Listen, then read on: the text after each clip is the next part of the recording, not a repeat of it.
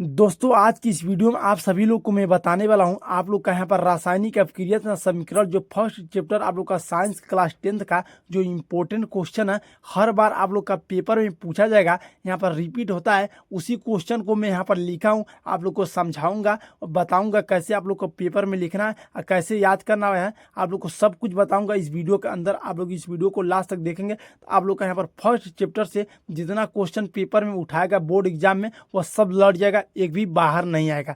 यहाँ पर पहला क्वेश्चन आप लोग देख सकते हैं। आप लोग का पहला क्वेश्चन है यहाँ पर देख सकते हैं रासायनिक अपक्रिया। आप लोग का यहाँ पर रासायनिक अपक्रिया जरूर किसी न किसी पेपर में पूछता है, 100% पूछता है। 5 सेट बनता है, 5 में से जरूर 2 से 3 सेट में दे देता है रासायनिक अपक्रिया और उसका एक उदाहरण पूछ लेगा। रासायनिक अपक्रिया पूछ लेगा और उसका गुण पूछ लेगा। यहाँ पर आप लोग को यहाँ पर इस बात को ध्यान देना पड़ेगा। तो रासायनिक अपक्रिया जो है आप लोग का इसका रासायनिक अपक्रिया का परिभाषा क्या लिखेंगे, आप लोग को एकदम इजी परिभाषा में लिख कर समझाया हूँ। यहाँ पर देख सकते हैं, यहाँ पर परिभाषा को मैं अच्छी तरीके से आप लोग को समझा दे रहा हूँ। एक बार पढ़ेंगे आप लोग समझ जाएंगे। यहाँ पर देख सकते हैं, जब परिभाषा में लिखेंगे, जब एक या एक से अधिक पदार्थ मिलकर नए पदार्थ का निर्माण करते हैं तो उसे हम रासायनिक अपक्रिया कहते हैं। जब एक या एक से अधिक पदार्थ मिलकर एक नए पदार्थ का निर्माण करते हैं तो उसे हम रासायनिक अपक्रिया कहते हैं। कितना आसान परिभाषा है, आप लोग को एक ही बार में याद हो जाएगा। जब एक या एक से अधिक पदार्थ मिलकर एक नए पदार्थ का निर्माण कर देते हैं उसे ही हम रासायनिक अपक्रिया कहते हैं। आप लोग इसी प्रकार से याद कर लेंगे। आप लोग इसका उदाहरण में क्या लिखेंगे, यहाँ पर देख सकते हैं। उदाहरण में आप लोग लिख देंगे मैग्नीशियम जो Mg है प्लस आप लोग HCl। या उसके बाद से गाइस आप लोग उसके बाद से दोस्तों आप लोग को इसको बैलेंस करना पड़ेगा। तो आप लोग को यहाँ पर 2 लगा देना पड़ेगा। उसके बाद से आप लोग को यहाँ पर Mg को लिखना पड़ेगा। उसके बाद से आप लोग को यहाँ पर Cl2 लिख देना पड़ेगा। यहाँ पर बचेगा आप लोग का एक हाइड्रोजन, एक 2 बचेगा, तो आप लोग का हो जाएगा H2। तो यहाँ पर मैग्नीशियम, यहाँ पर आप लोग का हाइड्रोक्लोरिक अम्ल होगा। उसके बाद से आप लोग का यहाँ पर लास्ट में बनेगा मैग्नीशियम क्लोराइड। तो आप लोग इसी प्रकार से इसको आप लोग रिएक्शन भी बना सकते हैं। रिएक्शन भी आप लोग यहाँ पर उदाहरण में लिख सकते हैं। इसके बाद से आप लोग इसका रासायनिक गुण, यहाँ पर ज़्यादातर रासायनिक गुण भी पूछता है, पूछ लेगा। रासायनिक अपक्रिया था उसका रासायनिक गुण भी लिखिए। तो आप लोग को रासायनिक गुण को भी समझना जरूरी है। यहाँ पर 5 गो मैं रासायनिक गुण लिखा हूँ, आप लोग को ईजी तरीका से यहाँ पर याद हो जाएगा। आप लोग रासायनिक गुण को यहाँ पर देखिए। यहाँ पर पहला रासायनिक गुण है गैस का निकलना। जब रासायनिक अपक्रिया होता है तो उसमें गैस निकलता है। उसके बाद से यहाँ पर उष्मा, उसके बाद से तीसरा रंग में परिवर्तन। जब 2 या 2 से अधिक पदार्थ, जब 1 या 1 से अधिक पदार्थ मिलकर कोई नए पदार्थ का निर्माण करते हैं तो उसमें रंग भी परिवर्तन होता है और अवस्था में भी परिवर्तन होगा। और अवक्षेप का वर्णना, आप लोग इसका स्क्रीनशॉट भी लेते जाइएगा साथ में और एक नोट्स सुंदर सा बनाइएगा ताकि आप लोग का पेपर के समय में यह रामबाण साबित हो सके। आप लोग यहाँ पर अपना नोट्स में अच्छी तरीक़ा से लिखते जाएगा। आप लोग 100% श्योर रहिए, आप लोग का 100% इससे बाहर नहीं आएगा। फर्स्ट चैप्टर जो आप लोग का साइंस का है जो बता दूंगा एकदम वही आएगा, आप लोग का एक भी बाहर क्वेश्चन नहीं आएगा। यहाँ पर आप लोग दूसरा क्वेश्चन आप लोग देख सकते हैं। आप लोग को दूसरा क्वेश्चन यहाँ पर देख सकते हैं रासायनिक समीकरण। जो यहाँ पर रासायनिक समीकरण लिखा है आप लोग को यहाँ पर दूसरा क्वेश्चन को अच्छी तरीके से अपने नोट्स में उतार लेना पड़ेगा। अब इसका परिभाषा को मैं समझता हूँ। रासायनिक समीकरण को एकदम ईजी भाषा में लिखा हूँ, देसी भाषा में। यहाँ पर कोई भी बच्चा यहाँ पर तैयार कर सकता है, कोई भी दोस्त, कोई भी भाई, कोई भी बहन तैयार कर लेंगे। मैं आप लोग को यहाँ पर अच्छी तरीके से परिभाषा लिखा हूँ। यहाँ पर देख सकते हैं परिभाषा को अच्छी तरीके से मैं आप लोग को समझा दे रहा हूँ रासायनिक समीकरण का। यहाँ पर देख लीजिए परिभाषा, अभिकारकों तथा अभिक्रिया के फलस्वरूप मिलाने वाला उत्पाद को प्रतीक चिन्ह के द्वारा दर्शाया जाता है, उसे हम रासायनिक समीकरण कहते हैं। एक तरह से रासायनिक समीकरण आप लोग समझ सकते हैं, जो चिन्ह और उसका प्रतीक होता है उसी से हम रासायनिक समीकरण को भी दर्शाते हैं। तो इजी आप लोग इसी तरीका से भी लिख सकते हैं, अभिकारकों तथा अभिक्रिया के फलस्वरूप मिलने वाला उत्पादों को प्रतीक या चिन्ह द्वारा दर्शाया जाता है, उसे रासायनिक समीकरण कहते हैं। तो आप लोग इसका उदाहरण देख लीजिएगा। आप लोग यहाँ पर आप लोग को जिंक, जो आप लोग का जिंक है, उसके बाद यहाँ पर H2SO4 सल्फ्यूरिक अम्ल है। आप लोग इसका रिएक्शन करेंगे। रिएक्शन करने का तरीका भी आप लोग को इसी में सिखाते चलता हूँ। यहाँ पर आप लोग का जेडियन है, आप लोग को इसको पहले उठाना पड़ेगा, जेडियन लिख देंगे। उसके बाद यहाँ पर आप लोग को तोड़ना पड़ेगा 2 भाग में। आप लोग को यहाँ पर SO4 को उठाना पड़ेगा। उसके बाद से जेड, यहाँ पर जिंक, यहाँ पर आप लोग को ZnSO4 हो जाएगा। उसके बाद से आप लोग का प्लस दे देना पड़ेगा, बचेगा आप लोग का H2 पानी, आप लोग का हाइड्रोजन जो आप लोग का पानी है आप लोग को यहाँ पर H2 लिख देना पड़ेगा। सिंपल सा आप लोग का रिएक्शन भी याद हो जाएगा। आप लोग यदि इसको याद कर लेते हैं और रिएक्शन बना देते हैं, पेपर में पूछता है, आप लोग का 2 नंबर 100% मिल जाएगा। आप लोग इसी तरीका से आप लोग को बोर्ड एग्जाम में भी लिखना पड़ेगा। मैं गाइस आप लोग को यहाँ पर मैं दोस्तों आप लोग को वायरल प्रश्न बता रहा हूँ, बार बार यही प्रश्न यहाँ पर बोर्ड में रिपीट करता है, बार बार यही पूछता है। इंपॉर्टेंट क्वेश्चन आप लोग इसको इग्नोर मत करिएगा, अपने नोट्स में लिखते जाएगा। चलिए मैं आगे आप लोग को दूसरा क्वेश्चन बताता हूँ। यहाँ पर तीसरा क्वेश्चन आप लोग देख सकते हैं, संयोजन अभिक्रिया। इसका परिभाषा का आप लोग समझिएगा। वह रासायनिक अभिक्रिया जिसमें दो या दो से अधिक पदार्थ मिलकर एक नए पदार्थ का निर्माण करते हैं, उसे ही हम रासायनिक संयोजन अभिक्रिया कहते हैं। आप लोग इजी तरीका से इसका परिभाषा लिख सकते हैं। उसके बाद से आप लोग इसका उदाहरण में रिएक्शन करा देंगे। यहाँ पर NH3 आप लोग का अमोनिया जो है आप लोग को रिएक्शन करेंगे। उसके बाद HCl उसके बाद से आप लोग को क्या करना पड़ेगा, यहाँ पर रिएक्शन कराना पड़ेगा। उसके बाद से आप लोग आप लोग को यहाँ पर कुछ इस प्रकार से NH4 लिख देना पड़ेगा। उसके बाद से आपको क्या करना पड़ेगा, NH4 जैसे यहाँ पर आप लोग लिखेंगे, उसके बाद से आप लोग को बस ये Cl बचेगा, क्योंकि यह हाइड्रोजन इससे जुड़ गया। तो यहाँ पर NH4 हो गया, यह Cl अकेला बचा है, तो आप लोग यहाँ पर Cl लिख दीजिएगा। यहाँ पर इजी तरीका से इसका रिएक्शन भी हो जाएगा। अब आप लोग को यहाँ पर कुछ इस प्रकार से दूसरा क्वेश्चन को और बढ़ना पड़ेगा। उसके बाद से यहाँ पर आप लोग को ध्यान में देना पड़ेगा यह क्वेश्चन। यहाँ पर वियोजन अभिक्रिया या अभिघटन अभिक्रिया, यह क्वेश्चन में पूछ देगा वियोजन अभिक्रिया या अभिघटन अभिक्रिया लिखिए। मैं आप लोग को यह जो क्वेश्चन बता रहा हूँ यह ज़्यादातर 5 नंबर में किस तरह से पूछेगा रासायनिक अभिक्रिया का 5 प्रकार लिखिए। तो आप लोग यहाँ पर संयोजन अभिक्रिया, वियोजन अभिक्रिया, यहाँ पर प्रकाश अपघटन अभिक्रिया, इसी प्रकार से कई अभिक्रिया है जो मैं इस वीडियो में आप लोग को बताने वाला हूँ। उस प्रकार से आप लोग यहाँ पर एक बार पढ़कर बोर्ड एग्जाम में लिखकर अच्छा नंबर ला सकते हैं। तो आप लोग देख सकते हैं वियोजन अभिक्रिया या अपघटनीय अभिक्रिया, आप लोग को यह कैसे लिखना पड़ेगा, इस परिभाषा को आप लोग को समझिएगा। यहाँ पर देखिए लिखा है, इस परिभाषा को समझिए। वह रासायनिक अभिक्रिया जिसमें एक पदार्थ वह कारक के सहायता से 2 या 2 से अधिक पदार्थ का अपघटित होता है, उसे हम वियोजन अभिक्रिया कहते हैं। देखिए जैसे एक पदार्थ वाहकारक के सहायता से 2 या 2 से अधिक पदार्थ का अपघटित होता है, तो उस अवस्था में यहाँ पर वियोजन अभिक्रिया हो रहा है। तो यहाँ पर आप लोग अच्छी तरीके से इसको नोट्स में लिख लीजिएगा और याद कर लीजिएगा। उदाहरण में आपको लिखना पड़ेगा। यहाँ पर देखिए CaCO3 जो आप लोग यहाँ पर कैल्शियम कार्बोनेट है, CO3, यहाँ पर CaCO3 उष्मा और अपघटन की उपस्थिति में आप लोग को इसका रिएक्शन कराना पड़ेगा। तो आप लोग का क्या बनेगा, यहाँ पर देख सकते हैं CaO आप लोग को CaO लिख देना पड़ेगा, प्लस बचेगा C यहाँ पर। उसके बाद से आप लोग का 1-2 O बचेगा, तो यहाँ पर CO2 हो जाएगा। ऊपर यहाँ पर आपका बन जाएगा एरो का निशान। तो यहाँ पर कुछ इस प्रकार से कैल्शियम ऑक्साइड है आप लोग का, यहाँ पर कार्बन ऑक्साइड आपका बनेगा। आप लोग को इस परिभाषा को अपने नोट्स में लिख लेना पड़ेगा। उसके बाद इस रिएक्शन को भी उतार लेना पड़ेगा आप लोग को अच्छी तरीक़ा से। अब चलिए मैं आप लोग को दूसरे क्वेश्चन की ओर बढ़ता हूँ, इसको समझाता हूँ। आप लोग को यहाँ पर देख सकते हैं दूसरा क्वेश्चन, ऊष्मीय अपघटन अभिक्रिया।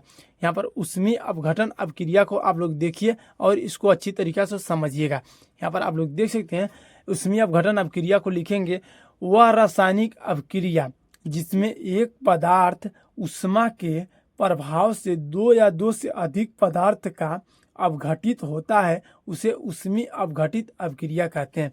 जैसे कि यहाँ पर आप लोग देख सकते हैं एक या एक से अधिक पदार्थ, जैसे कि यहाँ पर आप लोग देख सकते हैं कोई रासायनिक अभिक्रिया, इसमें 2 या 2 से अधिक पदार्थ का अपघटन होता है। जो कोई रासायनिक अभिक्रिया है इसमें 2 या 2 से अधिक पदार्थ का अपघटन होता है, तो उस अवस्था में यहाँ पर ऊष्मीय अपघटन हो जाता है, तो उसे ही हम ऊष्मीय अपघटन अभिक्रिया कहते हैं। इसका रिएक्शन कराएंगे CaO प्लस CO2। उसके बाद से आप लोग को क्या करना पड़ेगा, सेम जो मैं आप लोग को यहाँ पर बताया हूँ, जो वियोजन अभिक्रिया का उल्टा कर देना पड़ेगा। आप लोग को CaO प्लस Cl2 है, तो आप लोग को क्या कर लिखना देना पड़ेगा, यहाँ पर दोनों इसको जोड़कर लिख देना पड़ेगा। Ca आप लोग को लिख देना पड़ेगा। उसके बाद से यहाँ पर CO3 सिंपली आप लोग का यहाँ पर इसका रिएक्शन भी हो जाएगा उसमें अपघटन का। आप लोग चलिए मैं आगे क्वेश्चन आप लोग को बताता हूँ। यहाँ पर छठवां क्वेश्चन आप लोग देख सकते हैं, प्रकाश अपघटन अभिक्रिया। यह क्वेश्चन जो भी मैं आप लोग को बता रहा हूँ यह वेरी वेरी इंपॉर्टेंट है, हर बार यह बोर्ड में पूछता है। आप लोग इसको तैयार कर लेते हैं तो इससे बाहर कुछ नहीं आएगा, इससे बाहर कुछ आना ही नहीं है। आप लोग को इसको जरूर तैयार करना पड़ेगा, अपने नोट्स में लिख लेना पड़ेगा।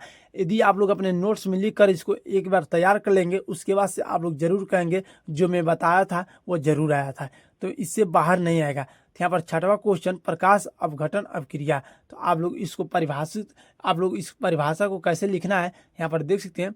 वह रासायनिक अभिक्रिया जिसमें एक पदार्थ प्रकाश के अभाव से दो या दो से अधिक पदार्थ का अपघटित होता है तो उसे हम प्रकाश अपघटन अभिक्रिया कहते हैं। एक बार और आप लोग इसको पढ़िएगा, आसानी से याद हो जाएगा। वह रासायनिक अभिक्रिया जिसमें एक पदार्थ प्रकाश के प्रभाव से दो या दो से अधिक पदार्थ का अपघटित होता है उसे हम प्रकाश अपघटन अभिक्रिया कहते हैं। उसके बाद से आपको क्या करना पड़ेगा, नीचे इसका आप लोग को उदाहरण में लिखकर रिएक्शन बना देना पड़ेगा। AgCl, उसके बाद से आप लोग को Ag + Cl2, आप लोग को इसको बैलेंस करना पड़ेगा। 2 यहाँ पर भी लगाएंगे, 2 यहाँ पर लगाएंगे तो यहाँ पर 2 एक जुड़ जाएगा, हो जाएगा Cl2। तो आप लोग इसी प्रकार से इसको बैलेंस भी कर दीजिएगा। अब आप लोग को यहाँ पर देख सकते हैं 7वां क्वेश्चन है जो आप लोग को यहाँ पर अच्छी तरीके से सब आप लोग नोट्स में अपने उतारते जाएगा। यहाँ पर 7वां क्वेश्चन है, विद्युत अपघटन अभिक्रिया। विद्युत अपघटन अभिक्रिया को आप लोग कैसे परिभाषित करेंगे, यहाँ पर देख सकते हैं। वह रासायनिक अभिक्रिया जिसमें एक पदार्थ जलीय विलयन विद्युत प्रवाह के कारण दो या दो से अधिक पदार्थ अपघटित होता है तो उसे हम विद्युत अपघटन अभिक्रिया कहते हैं। जैसे कि आप लोग इसको रिएक्शन करा देना पड़ेगा। यहाँ पर देख सकते हैं NH3 + HCl, इसका जब हम रिएक्शन कराएंगे तो यहाँ पर आप लोग को NH4Cl लिख देना पड़ेगा। कैसे, आप लोग यहाँ पर NH3 लेंगे, उसके बाद आप लोग यहाँ पर एक हाइड्रोजन लेंगे, उसके बाद यहाँ पर NH4 हो जाएगा, यहाँ पर यह 3 है, एक हाइड्रोजन लेंगे तो यहाँ पर 4 होगा। उसके बाद से Cl जो लिखा है आप लोग यहाँ पर Cl लिख देना पड़ेगा, ये रिएक्शन आसानी से हो जाएगा। उसके बाद से अब आप लोग को 8वां क्वेश्चन देखना पड़ेगा। यहाँ पर देख सकते 8वां क्वेश्चन क्या है, विस्थापन अभिक्रिया। इसका नाम है ये विस्थापन, यानी एक जगह रुक जाना। उसके बाद से आप लोग इसका परिभाषा को समझिएगा, यहाँ पर इसको परिभाषा को अच्छी तरीके से समझिएगा। वह रासायनिक अभिक्रिया जिसमें अधिक क्रियाशील पदार्थ कम क्रियाशील पदार्थ से विस्थापित करने पर उसका गणना कर लेते हैं उसे हम विस्थापन अभिक्रिया कहते हैं। इसमें सिंपल सा परिभाषा इसका है, यहाँ पर अधिक क्रियाशील वाले पदार्थ कम क्रियाशील वाले में इसे विस्थापित कर लेते हैं, उस अवस्था को हम विस्थापन अभिक्रिया कहते हैं। आसानी से आप लोग इस परिभाषा को अपने नोट्स में उतार कर 1-2 बार आप लोग इसको रिवीजन कर लीजिएगा। उसके बाद से आप लोग इसको उदाहरण में लिखेंगे CSO4, उसके बाद से Zn, उसके बाद से आप लोग को यहाँ पर रिएक्शन इसका कराना पड़ेगा। आप लोग को पहले Zn को लिखना पड़ेगा, उसके बाद से आप लोग को SO4 को ले लेना पड़ेगा। उसके बाद से आप लोग को बचेगा Cu बचेगा। आप लोग को Cu यहाँ पर U रहेगा, O नहीं रहेगा, सॉरी, यहाँ पर U रहेगा। उसके बाद से बचेगा आप लोग का U। तो यहाँ पर आप लोग देख सकते हैं इसका रिएक्शन भी आसानी से हो जाएगा। आप लोग इस क्वेश्चन को स्क्रीनशॉट लेते जाएगा और अपने नोट्स में भी उसको उतारते जाएगा। आप लोग को यह बोर्ड के समय रामबाण साबित होगा। मैं बार बार यही आप लोग को बोल रहा हूँ, आप लोग आसानी से आप लोग इस क्वेश्चन को अपने नोट्स में उतार लीजिएगा। यह वेरी वेरी इंपॉर्टेंट है, हर साल पूछा जाता है। जो आप लोग का साइंस का फर्स्ट चैप्टर है उसका आप लोग का मैं सारा क्वेश्चन को लिख दिया हूँ। जैसे कि आप लोग 9वां क्वेश्चन में देख सकते हैं, द्विविस्थापन अभिक्रिया। द्विविस्थापन अभिक्रिया क्या होती है इसको समझिए और इसको परिभाषा को देखिए और इसको अच्छी तरीके से आप लोग 1-2 बार रिवीजन करिए, याद हो जाएगा। यहाँ पर चलिए मैं आप लोग को याद करते भी चलता हूँ। देखिए इस परिभाषा को मैं पढ़ रहा हूँ। वह रासायनिक अभिक्रिया पढ़ेंगे, वह रासायनिक अभिक्रिया जिसमें अभिकारक आयनों मूलकों परस्पर आदान प्रदान से नए उत्पाद का निर्माण करते हैं उसे हम द्विविस्थापन अभिक्रिया कहते हैं। यहाँ पर सिंपल सा यह परिभाषा है, जैसे कि आप लोग यहाँ पर अभिकारक और आयन जो हैं, अभिकारक जो होते हैं और आयन होते हैं, और उसके मुल्क जो होते हैं और जो परस्पर मिलकर आदान प्रदान करते हैं, एक दूसरे को देते हैं और लेते हैं, जो यहाँ पर इसका अभी आयन है, और उसके बाद से एक नए उत्पाद का निर्माण बन जाता है। तो उस अवस्था को हम द्विविस्थापन अपक्रिया कहते हैं। आप लोग आसानी से इसको याद करते हैं, 2 से 3 बार आप लोग पढ़ेंगे तुरंत याद हो जाएगा। उसके बाद से उदाहरण में इसका एक रिएक्शन आप लोग बना देंगे। यहाँ पर NH2SO4 आप लोग को क्या करना पड़ेगा, आप लोग को यहाँ पर नाइट्रोजन सल्फेट का आप लोग यहाँ पर कुछ इस प्रकार से NH2SO4 लेंगे। उसके बाद से आप लोग को प्लस BaCl लिख लेंगे। BaCl लेने के बाद से आप लोग इसका रिएक्शन कराएंगे, तो आप लोग का इसका रिएक्शन क्या बनेगा, आप लोग को Ba यहाँ पर उतार लेना पड़ेगा। उसके बाद से आपको क्या उतारना पड़ेगा, SO4 यहाँ पर SO4 जो बड़ा है इसको उतार देंगे, BaSO4 होगा, आप प्लस बना देंगे। उसके बाद से आप लोग को क्या बच रहा है, आप लोग का Cl बचेगा, N2 बचेगा। तो आप लोग यहाँ पर कुछ इस प्रकार से NaCl लिख देंगे। यहाँ पर जो 2 बचा है आप लोग को यहाँ पर उतार देना पड़ेगा। आप लोग को यहाँ पर कुछ इस प्रकार से आप लोग को हो जाएगा 2NaCl, यानी रिएक्शन भी आसानी से हो जाएगा। अब चलिए मैं आप लोग को 10वां क्वेश्चन आप लोग को बताता हूँ। यह जो क्वेश्चन मैं आप लोग को बता रहा हूँ, हर साल यह पेपर में रिपीट होता है, हर साल यह पेपर में आता है।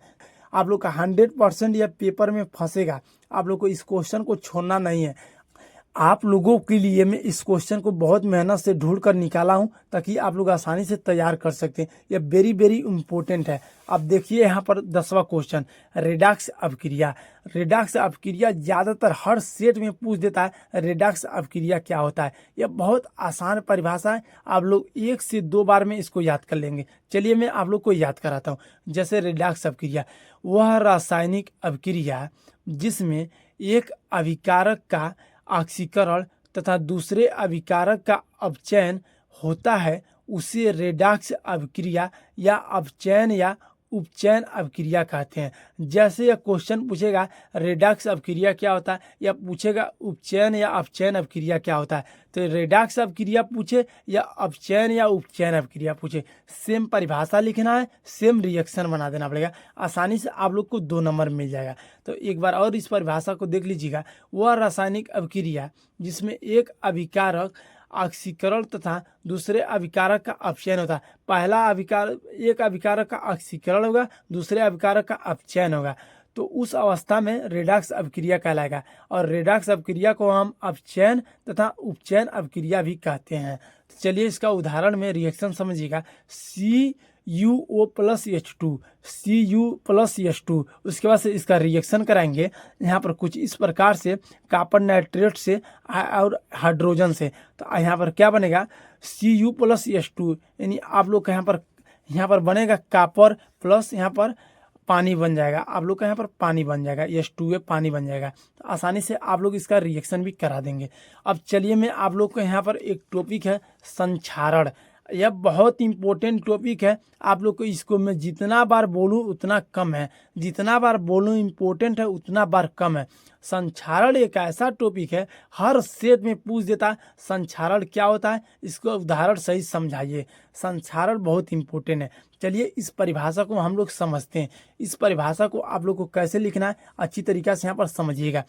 यहाँ पर देख सकते हैं, जब कोई धातु अपने आस पास अम्ल सांद्रता आदि के संपर्क में आती है तब यह संक्षारित हो जाता है। जैसे कोई अम्ल या धातु या सांद्रता है, वो अपने आसपास के संपर्क में जब आ जाती है तो वह संक्षारित हो जाती है।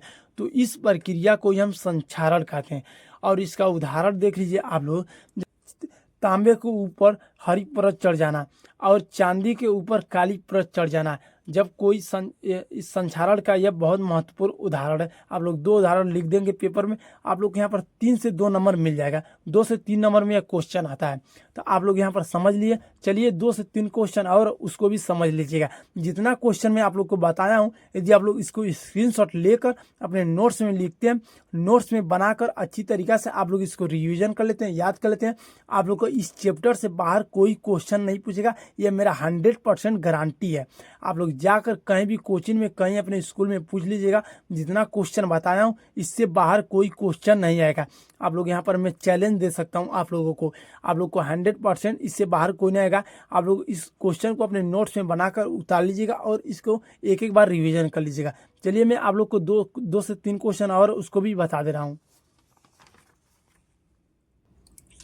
यहाँ पर देख सकते हैं बराहवा क्वेश्चन आप लोग देख सकते हैं। जैसे यहाँ पर संक्षारण था उसी प्रकार से आप विकृत गंधिका है। यहाँ पर संक्षारण और विकृत गंधिका ज़्यादातर 5 नंबर में पूछ देता है।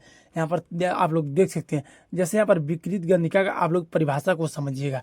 जब तेल और वसा तथा उनमें बनाए गए खाद्य पदार्थ वसा की ऑक्सीजन से क्रिया कर कर ऑक्सीकृत हो जाते हैं तो उनमें एक विशेष गंध आने लगता है तथा उनका स्वाद भी खराब हो जाता है। इस प्रक्रिया को ही हम विकृत गंधिका कहते हैं। जैसे इसका कहने का मतलब ये है, जैसे जब तेल वसा और जैसे इसका कहने का मतलब है तेल और वसा तथा उनमें बनाए गए खाद्य पदार्थ जब ऑक्सीजन से क्रिया कर कर वो ऑक्सीकृत हो जाते हैं तो वह उसमें एक ऑक्सीकृत हो जाते हैं तो उनमें एक विशेष प्रकार का गंध आने लगता है और उनका स्वाद भी खराब होने लगता है। उसे ही हम विकृत गंधिका कहते हैं। जैसे इसका बहुत महत्वपूर्ण उदाहरण है, आप लोग इस उदाहरण को एक बार पढ़िए, तुरंत याद हो जाएगा। देसी भाषा में इसका उदाहरण मैं लिखा हूँ। अचार और मुरब्बे का खुला वायु में रखने पर खराब हो जाता है। जो आप लोगों के यहाँ अचार जो भरा जाता है वो अचार और मुरब्बे जो बनते हैं इसको खुले वायु में आप लोग रखेंगे तो यह खराब हो जाएगा। या आप लोग आसानी से इसका उदाहरण भी याद कर लेंगे। आप लोग एक बार पढ़िएगा, आप लोग का परिभाषा भी तुरंत याद हो जाएगा। यहाँ पर बहुत ईजी तरीका से मैं लिखा हूँ, ज़्यादा डिफिकल्ट वर्ड में नहीं लिखा हूँ ताकि किसी को दिक्कत ना हो याद करने में, आसानी से उसको याद हो जाए। अब चलिए एक क्वेश्चन लास्ट बचा है इस चैप्टर का, आप लोग इस क्वेश्चन को भी देख लीजिएगा और अच्छी तरीक़ा से इसको भी आप लोग याद कर लीजिएगा। इससे बाहर एक भी क्वेश्चन नहीं आएगा। यदि आप लोग इन सबको तैयार कर लेते हैं तो आप लोग का 100% यहाँ पर पहला चैप्टर तैयार हो गया। आप लोग का यहाँ पर ज़्यादा नहीं, आधा घंटा के अंदर में पहला चैप्टर का आप लोगों में तैयार करा दिया। आप लोग आप लोग को ज़्यादा से ज़्यादा इनको 20 मिनट लगेगा लिखने में। उसके बाद एक एक दो बार आप लोग पढ़ लेंगे, आप लोग को यह परिभाषा सब याद हो जाएगा। यह गाइस परिभाषा बहुत 2 से 3 नंबर में ज़्यादातर पूछता बोर्ड एग्जाम में, या ज़्यादातर कई सेट में आता है। तो आप लोग इन बातों को ध्यान देते हुए इन परिभाषा को जरूर याद कर लीजिएगा। यहाँ पर चलिए मैं यहाँ पर ऑक्सीकरण जो अभिक्रिया इसको समझिएगा। जैसे जब किसी अभिक्रिया में किसी तत्व या यौगिक के साथ ऑक्सीजन का संयोग या हाइड्रोजन का त्याग होता है तो ऐसी अभिक्रिया को ही हम ऑक्सीकरण अभिक्रिया कहते हैं। जब किसी अभिक्रिया में तत्व या यौगिक के साथ ऑक्सीजन का संयोग होता है और हाइड्रोजन का त्याग होता है तो उस अवस्था में ऑक्सीकरण अभिक्रिया कहलाता है। सिंपल सा इसका आप लोग उदाहरण देख सकते हैं। C+O2 कार्बन प्लस यहाँ पर आप लोग ऑक्सीजन ले लेंगे, उसके बाद इसका रिएक्शन कराएंगे CO2 बनेगा। आसानी से इसको आप लोग याद कर सकते हैं। एक एक दो बार आप लोग यहाँ पर परिभाषा को पढ़ेंगे, याद हो जाएगा। ज़्यादा डिफिकल्ट इसका रिएक्शन भी नहीं है, आप लोग एक बार रिएक्शन को देखेंगे समझ जाएंगे। यहाँ पर केमिस्ट्री का पहला चैप्टर यहाँ पर खत्म होता है। आप लोगों को मैं यहाँ पर अच्छी तरीक़ा से यहाँ पर 20 मिनट के अंदर इस चैप्टर को खत्म कर दिया हूँ और परिभाषा को पढ़कर भी बता दिया हूँ। आप लोग अपने नोट्स में इन सब परिभाषा को लिख लीजिएगा। आप लोग एक बार 2 बार रिवीजन कर लीजिएगा। बस 5 मिनट